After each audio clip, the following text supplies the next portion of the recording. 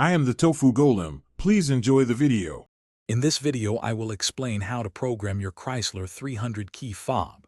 First, gather all your key fobs, both the ones that currently work and any new ones you wish to program.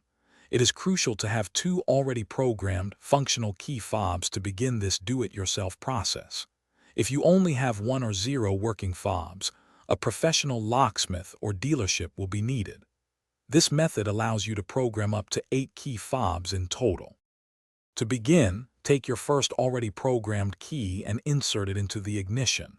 Turn the ignition switch to the on position, but do not start the engine. Hold it there for a minimum of 3 seconds, but no longer than 15 seconds. After this interval, turn the ignition back to the off position and remove the key from the cylinder. This sets the stage for the next step. Now, within 15 seconds of removing the first key, insert your second working key into the ignition and turn it to the on position. You will hear a chime and see the theft alarm light flash after about 10 seconds, indicating entry into programming mode. Turn the ignition off and remove this key within 60 seconds.